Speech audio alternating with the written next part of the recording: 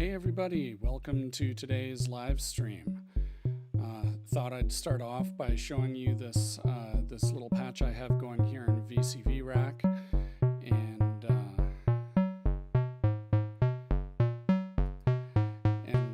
let you know that by the time we're finished with all of this today, you are going to be able to use each and every one of these things and know how to hook them up to make different sounds.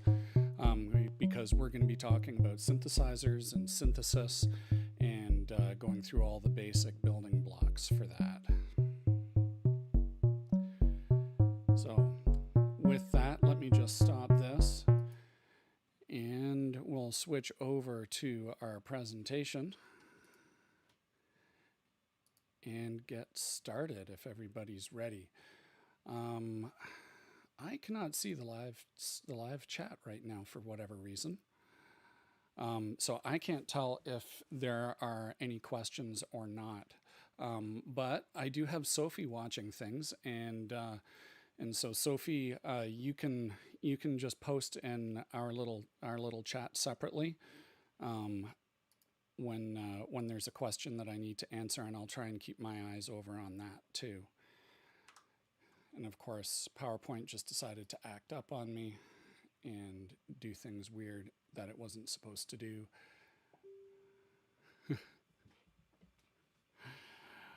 Okay, let me just get PowerPoint. We'll just go full screen like this. Hopefully you can all see this, no problem. It gives you a preview of the slides that are coming up too. I can even make that a little bit smaller. There.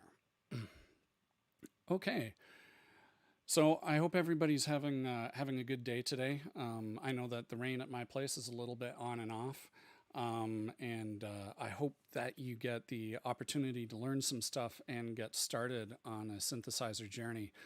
I have to admit that it's a little bit weird doing this on camera with nobody in front of me. I'm used to doing this in front of a room full of people and having all kinds of interaction. So Sophie is going to watch for any questions. She's going to post them for me, and so let's get started and we'll see how it goes. So when we're talking about synthesis and synthesizers, we have to have a basic understanding of sound, what it is, how we hear it, and the building blocks that go into shaping a sound, or how we have decided as people to describe those building blocks of sound. So if you take a look in the picture here, you can see we've got a guy with a jackhammer doing construction. This is typically really hard on your ears. As musicians, you should all be plugging your ears if you're walking by these things. They can do some damage. And you can see that the sound waves are traveling through the air and they're going into the ear. You know, they wiggle the tympanic membrane, or your eardrum, which in turn wiggles some bones, and then that wiggles against this little thing called the cochlea. And inside the cochlea, there's some liquid with some hairs, and those hairs turn those vibrations into sound and send those sound, well, they don't turn them into sound, they turn them into electronic signals. And those electronic signals get sent to our brains, and our brains interpret those things as sound. So if we take this kind of lineup here, for sound being created traveling into our ears, and we take a look at sound that is being created for music and how that is similar, how it is different, we can get an idea of how to begin synthesizing sound. So if we take a look at a violin, which is a fairly basic kind of instrument, guitars work the same way. I could have chosen a guitar or a violin, but the violin is a little bit more flexible because it has two ways of generating sound. You can pluck the strings or you can bow the strings, and you could do technically the same thing on a guitar, but you know, it's just easier to look at this through a violin. So we've got a bow or a pluck that's causing the string to oscillate or vibrate. And what changes the pitch of that is the length of the string. And then the performer can modify that sound. And the performer can add vibrato, can add tremolo, add some shaping to that sound in terms of loudness, dynamics, change the character of the sound by where he places or she places that bow on the string when they're drawing the bow across the string, or even how they place the bow on the string and draw it across the string. There's actually a tremendous amount of variation in sound that you can get out of something as simple as a violin. And I think that's one of the reasons why it has remained such a popular instrument for centuries. Moving on from there, we're going to start talking about synthesized sound now. And we're going to relate this back to our violin and the different things that we have here. So in a synthesizer, we've got something that generates sound. It's an oscillator. If it's in a synthesizer, it's typically, or a modular synth anyway, it's typically voltage controlled. But even in a hardware synthesizer that you might have just in front of you on your desk, internally, that is often voltage controlled as well. We have some kind of pitch control. And this is the thing that provides the voltage that controls the pitch of the oscillator. We have sound modifications. We can use low frequency oscillators, things that go very slowly, and they can modify various parameters of the sound that we're creating. We have sound shapers, envelope generators, filters, amplifiers. And these are the various components that go into the dynamics and also the character of the sound. And we're going to talk first about the filters. So there's often a lot of confusion about filters and how they work and what they do.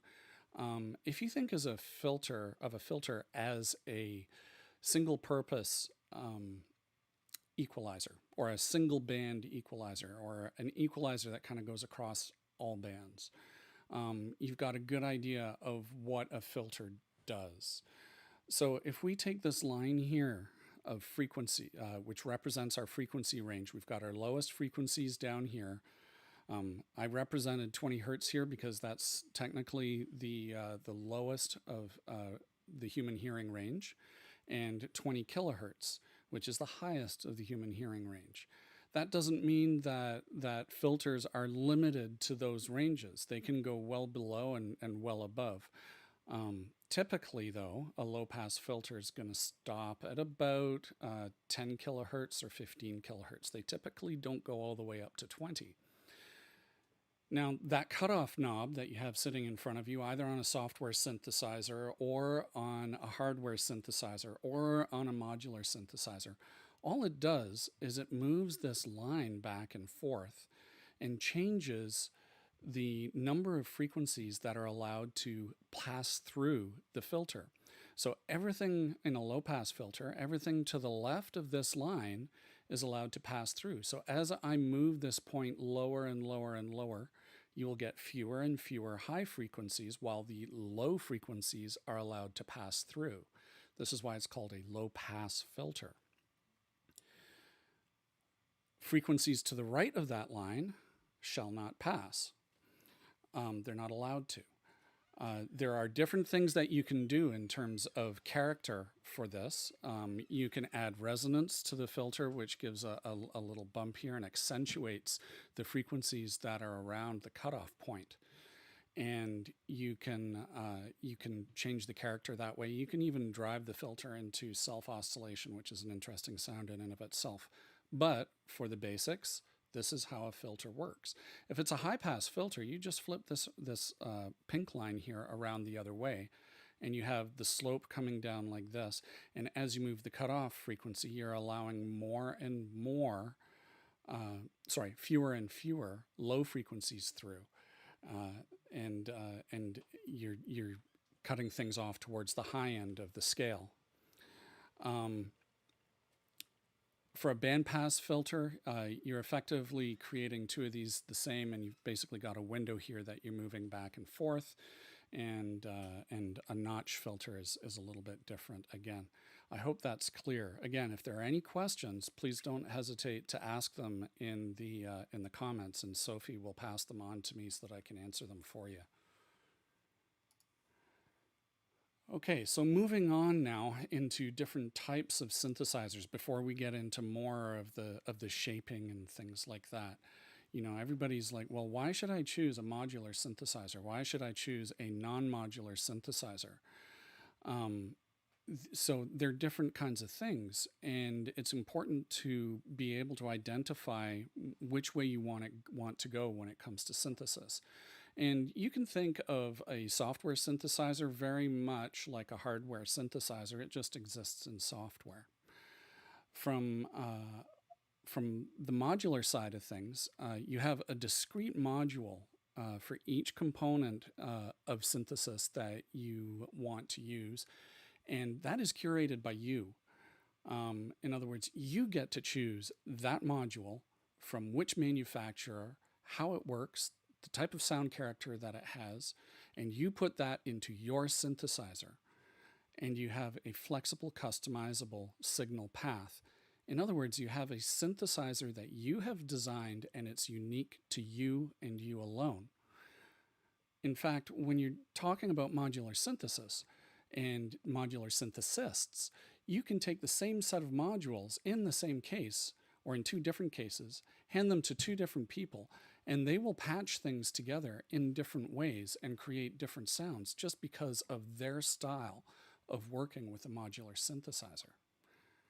Now, on the other side of things, you have non-modular synthesizers, hardware synthesizers, software synthesizers. Generally speaking, these have a fixed signal path and components that are curated by the synth designer and manufacturer. They may have some switches on them that allow you to alter those signal paths and change them up. But for the most part, it's a fixed signal path. There are some newer synthesizers that have come out that are semi-modular. So they have a fixed signal path, but they have a patch bay over on one side. And that patch bay allows you to change the signal path in various different ways. But it's still not as flexible as a modular synthesizer, as a full modular synthesizer. But it is more flexible than a standard hardware synthesizer, a standalone synth, or a software synthesizer. So as we're talking about standard hardware synthesizers and software synthesizers and standalone synthesizers, things like that, we have to talk a little bit about MIDI, because MIDI has traditionally been the way of controlling these things. And if you've started down the path of using a synthesizer, you have not started down the modular world or into the modular world yet, all this stuff that you hear about control voltage, that's going to be kind of a mystery for you. But what you may have heard about is MIDI and how MIDI works to control a synthesizer. So as you can see, MIDI stands for Musical Instrument Digital Interface. And the key word here is digital. This is all digital control. You have basic control messages, note on, what note, the velocity of that note, note off. You have various control messages that you can send as well. And you have 16 channels per port. That usually means that if you have a physical MIDI port on your on your controller, you can control up to 16 different devices simultaneously from that port. And then a question I often get asked is, can you use MIDI to control a modular synthesizer? The answer there is a definite yes, you can. There are modules available that convert MIDI to control voltage, and they are very useful, especially for timing. Some of the timing may be a little bit shaky compared to timing in the analog world. So they are useful, but they do have a limited capability when you're in the analog control voltage world. I hope that's clear for everybody. I haven't seen any questions coming up yet, so hopefully that means I'm doing a good job of explaining everything for you. And now we'll move on into control voltage. control voltage is like the defining component of a modular synthesizer. You can have digital modules, you can have analog modules, but the important thing about a modular synthesizer is the control voltage, and that control voltage is analog, and it's the control. It's how you control each and every module in that synthesizer. It's electricity. It really is, measuring voltage up and down. So if we take a voltage source and we plug that into the volt per octave or the pitch input on an oscillator, and we turn the voltage up, we're going to get a higher pitch. If we turn the voltage down, we're going to get a lower pitch. And we have a standard for that in Rack, which is 1 volt per octave. We're fortunate that across Rack and a couple of other formats, that 1 volt per octave is a constant. So if you have any 5U Moog unit, or Moog unit, I should say, synthesizers like I have beside me here, and we're going to see that in a little bit, that is completely compatible with Rack. And so you don't have to really be afraid of that interoperability, right? You always have to read the manuals to make sure that you're not going to damage anything with too much voltage, because sometimes there's a limit to how much voltage a module is expecting, and it doesn't have the right protection circuitry in there to protect against too much voltage. And I do know people who have burned out components as a result of doing that.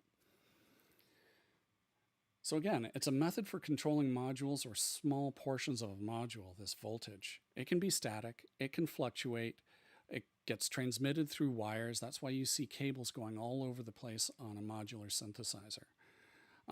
And signals can be split, and you can take one signal and you can send it to multiple different modules, and that can give some interesting patterns to your sound.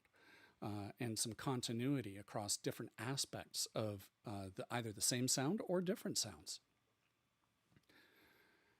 So your sources include sequencers, keyboards, envelope generators, low frequency oscillators, and yeah, I mean, the output of an oscillator is sound, but that's really just voltage that's going up and down really, really fast.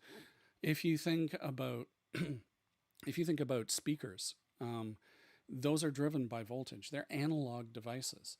And the way a speaker works is that cone moves in and it moves out, and it moves in, out and then in, out and then in from my perspective. So you need voltage to drive that, and that's sound is voltage. You get really interesting results when you modify an oscillator with another oscillator, and we can talk about that a little bit later as well. And then we have the clock, very important for keeping things in time. And really anything in a modular synthesizer is voltage. And you can do interesting things and create interesting new sounds that haven't been heard before based on how you are routing that voltage from place to place. So one of the most important concepts of this that seems to be a challenge for a lot of people to grasp is the envelope generator. Now, an envelope generator, it controls volume over time. It may be a short time, a tiny time, or it may be a longer period of time, but it does that over time. And the way we describe an envelope was first developed by some really smart people at Bell Labs, and I wish I could tell you their names, but I can't. But here is how they describe it. They describe it with attack, decay, sustain, and release. And there are different aspects to this. So the attack is voltage or volume over time. You can have a short attack, which is represented by a more vertical line. You can have a longer attack that is measured or represented by a more sloped line. Then the decay, again, is also voltage over time. So once it hits its peak level at the attack, after the attack, it starts the decay. And then if you hold the key or your voltage that is triggering the envelope generator, you get a sustain, and then you get a release. So if you think about how this shape in terms of volume is going to change based on the type of sound that you want to create, you'll get a really good idea of what an envelope generator does and how it does it. So if you think of a bell, for example, your bell is going to have a very sharp attack, it's going to have a very rapid decay, and a pretty long sustain or a short sustain with a very long release after the sustain, and it's going to die out gradually, very gradually. And we have different types of envelope generators. So we've talked about the attack, the decay, the sustain, and the release. But you also have attack, decay, attack, release, and the difference between those. And I had to look this up because I didn't actually understand it myself. I've used them all, but I didn't really understand the difference. So in attack decay, there is no sustain. And with an attack release, your maximum level is held until your key on your keyboard or the gate from your sequencer is released or goes back to zero. That voltage goes back down to zero. And then you have attack, sustain, release. And then you can have attack, hold, decay, sustain, release in some very fancy envelope generators as well.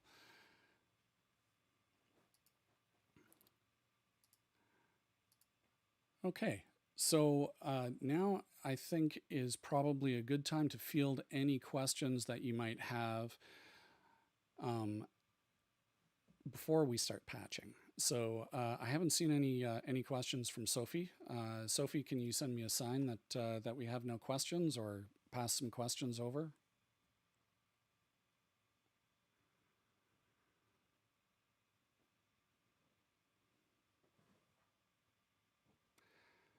Okay, I'm not seeing any questions, so that's a good thing, I think.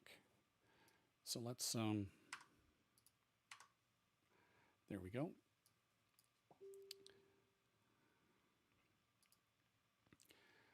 All right, so what I'm using here is a tool called VCV Rack. It's open source, it's freely available. If you, okay, we do have a question before I get into this. So the question is, how is hold distinct from sustain? So the way that hold is different from sustain is that hold is a specific amount of time.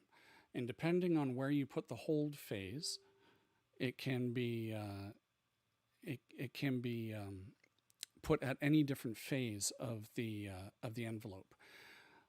So if you want to hold the maximum level of hold, if you want to hold the maximum level of the sound or the maximum volume of a sound for a distinct period of time before it decays, then you can get an envelope generator that is an attack, hold, decay, sustain, release, and so it will go to its max level, hold for the period of time that you have configured, then it will go into the decay phase, and then into the sustain, and then into the release. Most of these types of envelope generators are pretty flexible about where you put the hold. So you can actually put it after the attack. You can put it, it doesn't make much sense to put it after the decay because you've got the sustain there.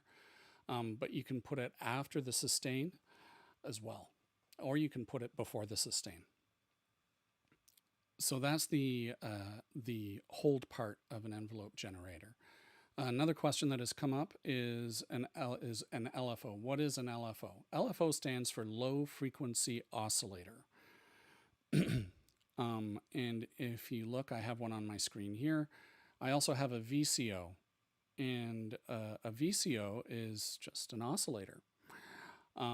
So oscillators go at audio rate, or voltage controlled oscillators go at audio rate. low frequency oscillators. And when I say audio rate, that's 20 hertz to 20 kilohertz, or maybe beyond. So it's in the human range of hearing. A low frequency oscillator goes much more slowly than that. It can go down as low as 1 hertz, or even lower for some low frequency oscillators, but it can also go up into the audio range as well. And they will usually go up to about 400 or 500 hertz, but not usually much more than that. Some oscillators can be both configured to be either a VCO or a low frequency oscillator. So if you're out shopping for a module or an oscillator, you just be aware of that. Some oscillators can fulfill both functions. I hope that answers the questions. Okay, getting back, a new question.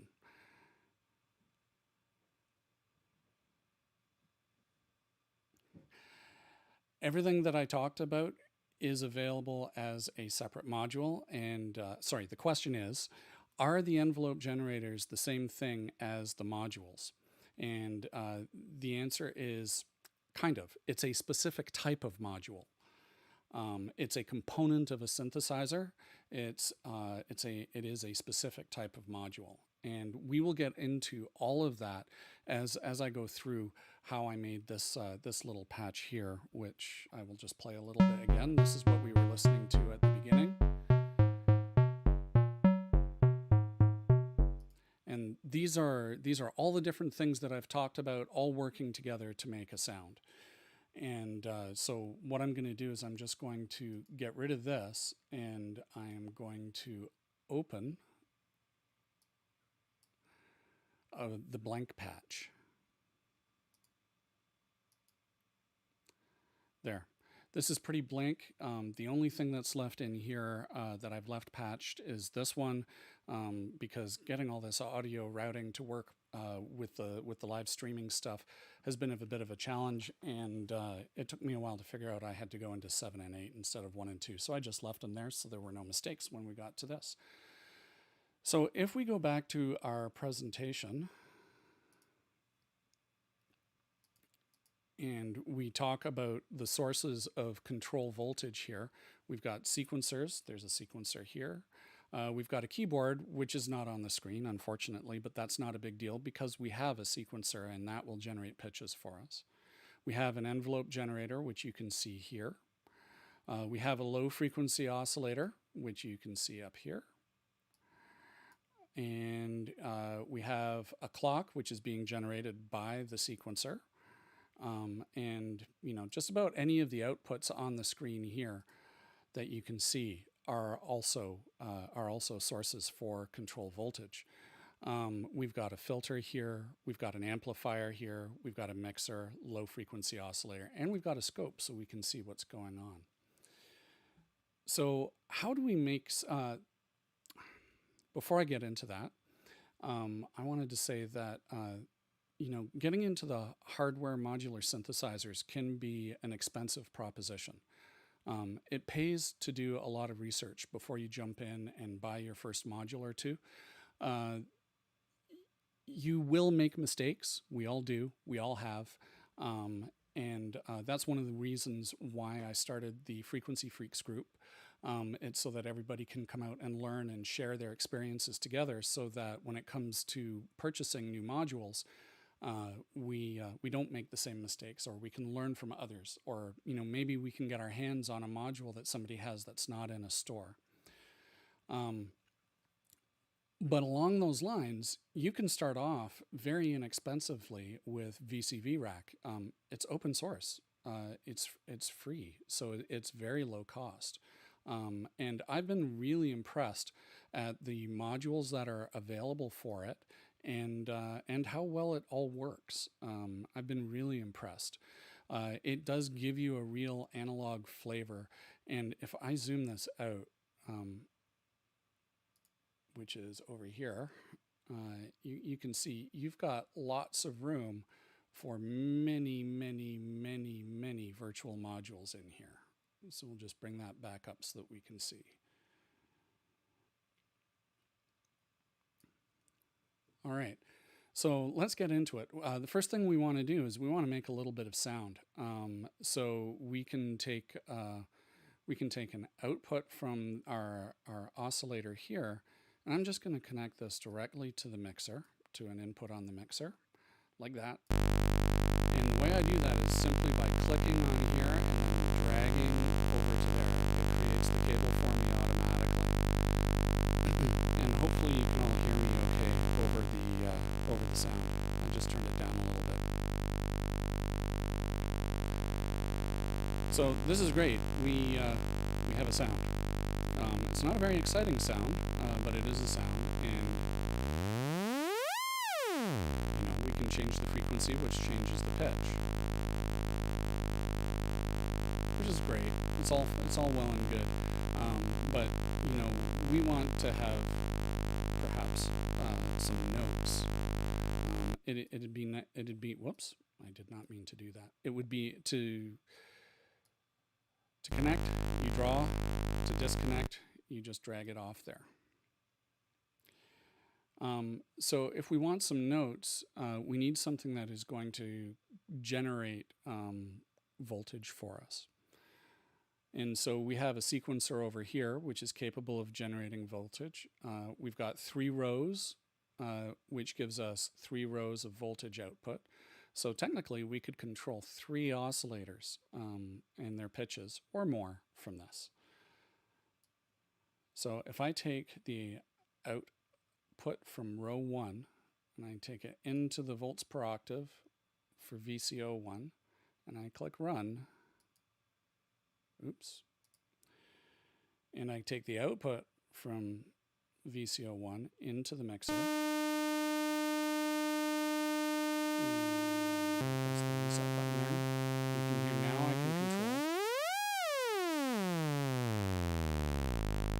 using these knobs. Now, these knobs, or the voltage that is created by these knobs, are being added to this. So if you want bass notes, you got to bring this down a little bit, and then you can go way up in terms of your hearing. I do recommend that you listen on some decent speakers or decent headphones so that you can hear everything. Because PC speakers might not pick it up, and certainly a phone speaker is not going to pick up everything that we're doing here. Now, if we also want to see what's going on with our oscillator,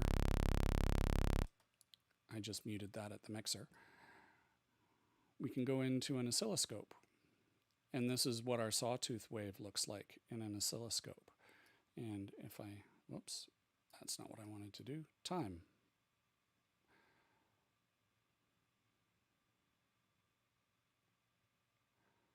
So we can get right down to the 1 oscillator, which is great. So let's bring the sound back.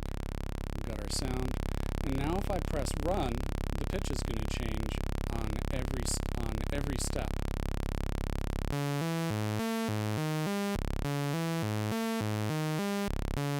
And you might be thinking that this is pretty dissonant right now, and you'd be right. It is pretty dissonant. So one thing I wanted to show you before we take care of the dissonance is the clock. As we turn the knob up, it goes faster. A lot of these can go right into audio rate. You can, on an analog sequencer, you can actually use it as an oscillator if you clock it fast enough.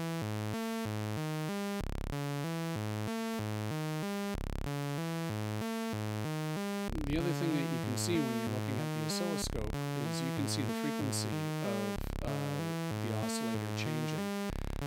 When the pitch is low, you have fewer waveforms in the screen. When the pitch is high, you have more waveforms in the screen.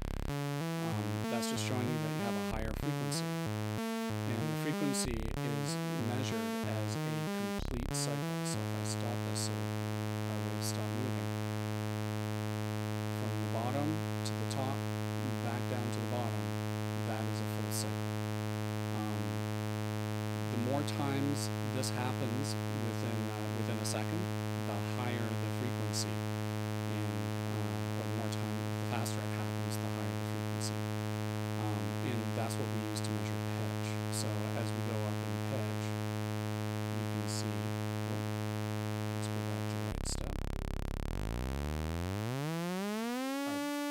goes up. Okay, I just got the message that it was a little bit difficult to hear me speaking, so I've turned down the oscillator, and I'll turn up my voice a little bit, and hopefully that all continues to work properly. To reiterate what I was saying is frequency. You can see as we go up in pitch, we get more cycles of the waveform into our scope, which means there's a higher frequency, and as we go down, you can see that it's a lower frequency. So now, how do we get that lower, or that oscillator to make stuff that is in tune to our ears? We have a thing called a quantizer. And what a quantizer does is it takes the voltage that comes out of a sequencer as its input, and it bumps it to the nearest step that makes musical sense. And this is all done with some fancy math in the background, because it can all be broken down into math. And once it does this, you can see that the highlighted steps are the ones that I've chosen. There are 12 steps in here representing the 12 steps on an octave. And this pattern here that I have selected represents basically a blues scale. And if we press run now and get our output going,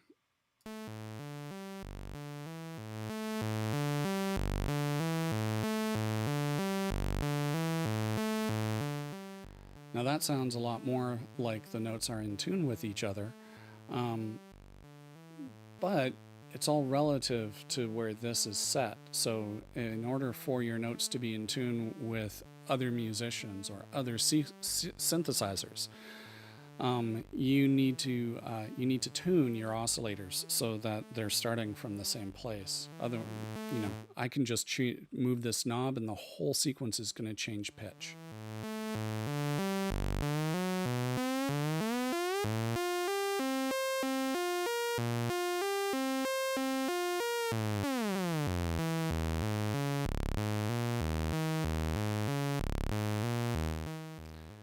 And that'll sound a lot like I changed keys and octaves, which is exactly what has happened. Okay, so this is great, but we just have constant sound now, and there's no separation between the notes. They're just kind of moving from one to the next. And well, if we're going to be musical about it, we need to have some separation in those notes. And so the way we're going to get the separation in the notes is by using an amplifier. So we're going to introduce another module, another two modules actually, into the mix here.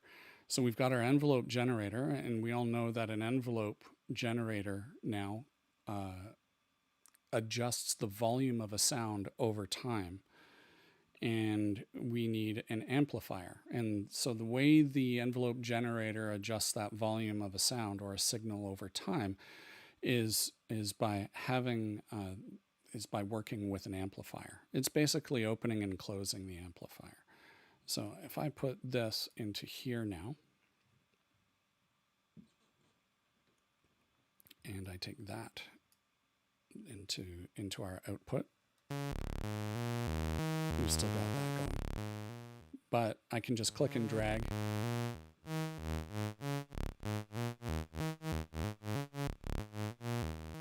So that was just my mouse doing that, but that gets hard on your wrist and your fingers after a while. So you want to automate that. You want to make that automatic. So how do we do that? We're going to do that with our. With taking signals out from our sequencer. We're going to take those signals into our envelope generator, and then we're going to take the envelope shape from there and control the amplifier. So we take the gate output. You can see that for every step, this gate is turning on. You can see this one here represents our pitch, and it's staying pretty dim. And it only lights as much as there is voltage coming through it. So if I were to turn a couple of these knobs up really high, as it hits those steps, we get a brighter signal or a higher signal. Bring that back down again. So we're going to take this gate output and we're going to put it into the gate input of the envelope generator. And now you can see some blinky lights starting to happen here. Blinky lights are very important for modular synthesizers because they give you an idea of what's going on. They're not just there for decoration. So the envelope generator needs to control the amplifier. So we will take the output of the envelope generator and we will put that as the control for the amplifier. And now you can see that for every step, the volume is going up and then it's coming back down. If I unmute, this is starting to sound a lot more like notes.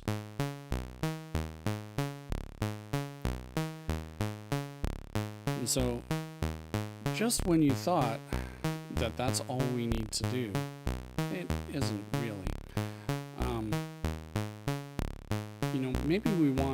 Maybe that's got too many high frequencies for us because it's a saw wave. So we'll take that into a filter. Now we'll take the filter out. Low pass filter, we went through that.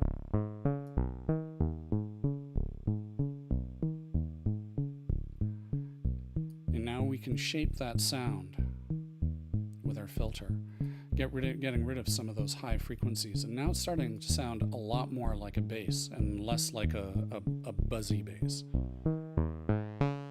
We can open that up still. We can give it some resonance.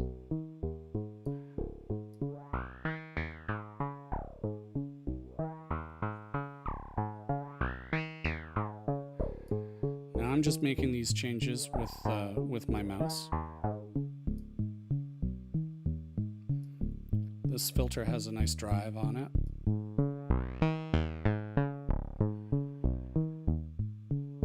And so, right now we've got our output into the oscillator coming straight from the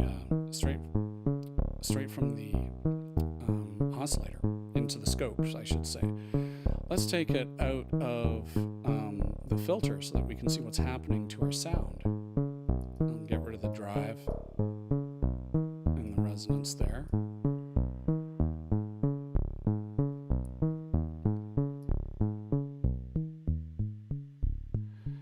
And if you look at the scope, as I bring the cutoff knob down or the frequency down on the filter, a lot of the sharp edges are disappearing from our wave shape in the scope. If I bring that back up, and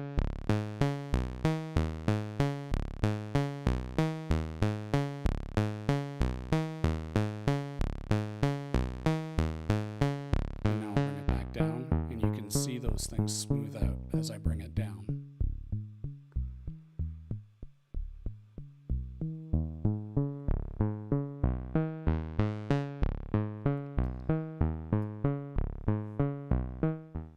And that's all interesting by itself, but what if we controlled it with something? Because we want it to open and close over time, because we don't want to have that same kind of sound, because frankly, while some people could listen to this all day, and I'm sure you've heard the expression, I could listen to that all day, it'll get boring after a while. So unless we liven it up somehow. So let's get it to change over time, and we'll do that with the low frequency oscillator. And what I'm going to do is we'll do it this way.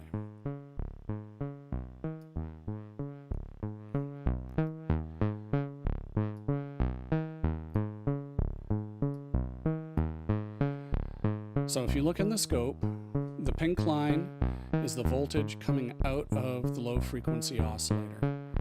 And that voltage is going into the filter, and instead of me having to grab this filter with my mouse and move it up and down, move the frequency up and down, the LFO is doing that for me.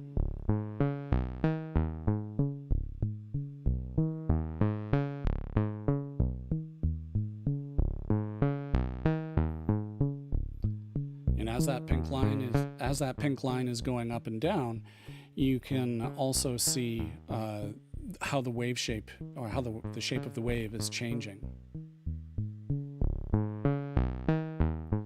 Now let's see what happens if we add some resonance back into it.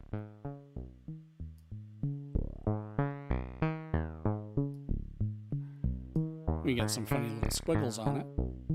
That's cool. It sounds cool too. And if we give it some drive,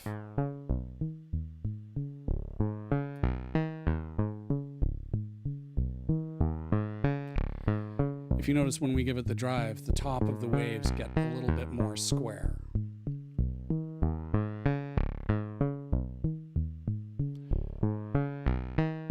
So let's see what happens to the sound when we bring a square wave.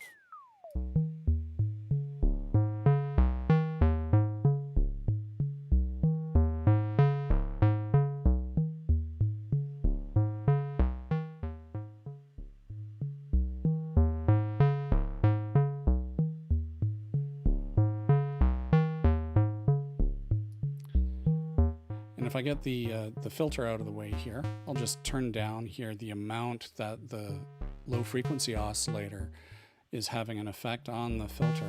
Now the filter is static, but I'll open it up right all the way. Get rid of the drive and the resonance.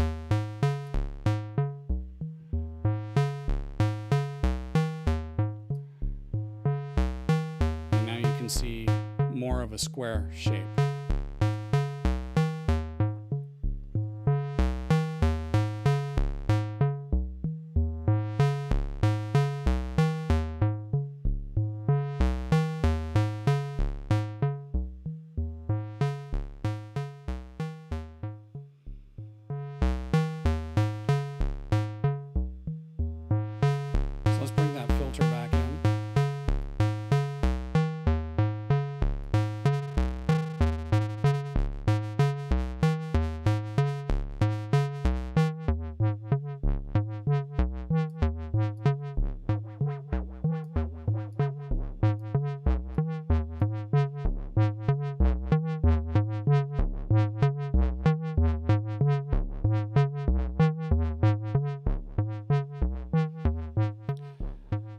So one of the other things that we can do with this patch now that we have it going is we've got a couple of interesting signals here that we can work with, and we can, instead of using the low frequency oscillator to control the filter, let's take an interesting voltage that we have access to now. We have our envelope generator here that we can use.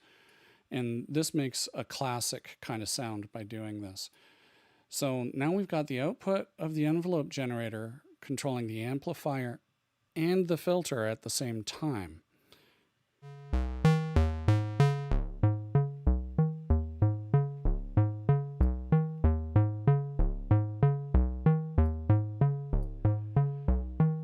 And this might be easier to hear if I use the sawtooth.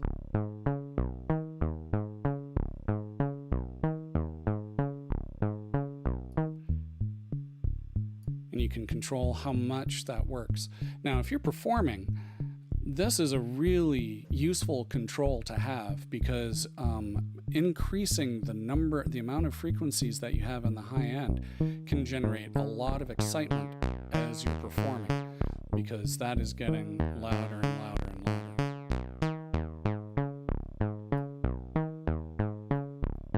Or you're getting more and more frequencies into it.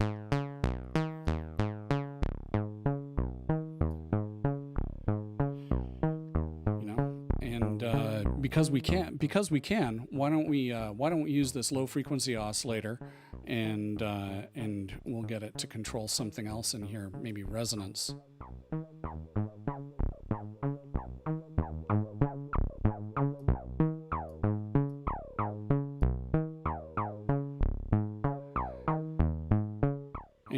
that's giving variance to the sound as well. Like I said, you can take voltage from anywhere and you can route it pretty much anywhere. And what you have here, if we go back to the square wave, this is your basic Berlin School bass patch. It's commonly used in a lot of Kraftwerk songs. It's used by Tangerine Dream. It's used by pretty much anybody who's creating dance music, EDM, or electronic music. It's a very basic and well-known type of patch.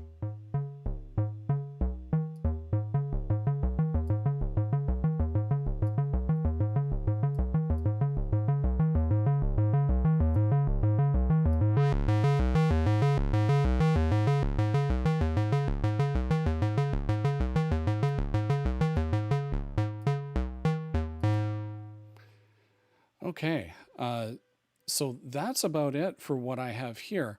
I did want to show you one other thing though, before we leave you, or to go into more of a Q&A section. I had, like I told you before, that I have a 5U modular synth sitting beside me here, and I'm just going to take a moment. And I'm going to turn on the lights and get that on the screen so you can see it, and then you can hear it as well.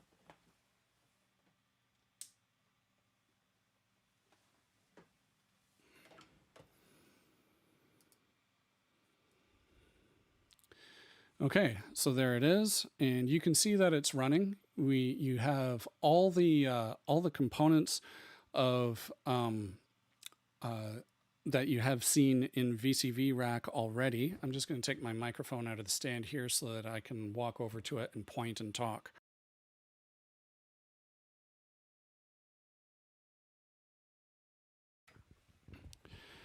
Over here we have our sequencer that's going along. Here we have an oscillator that's generating sound. Down below, and I'll move the camera, oops, it's down there, there's a filter. We have an envelope generator in here as well, and we also have a VCA going into the output, and I will just move the camera so you can see that.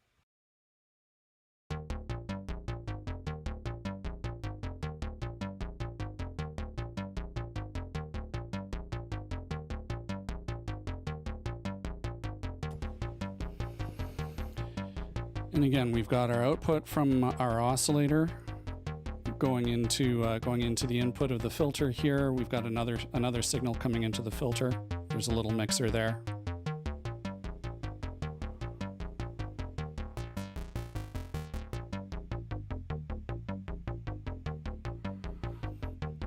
We have our envelope generator with attack, decay, sustain, and release. We have our voltage controlled amplifier. This VCA, voltage controlled amplifier, can take 2 inputs and 2 control voltage inputs. And then from there, it's just heading out to a mixer and into my sound system.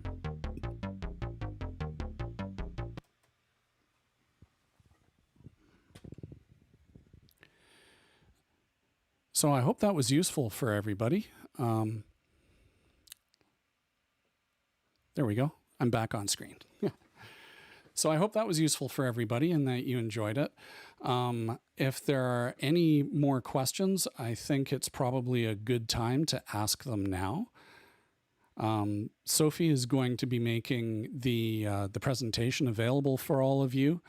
And, you know, I'm always available for questions. You can always come out to Frequency Freaks as well. Frequency Freaks is a free monthly workshop, and it takes place, generally speaking, on the second Saturday of each month. Our next one is on June 13th, and that one is all about collaboration.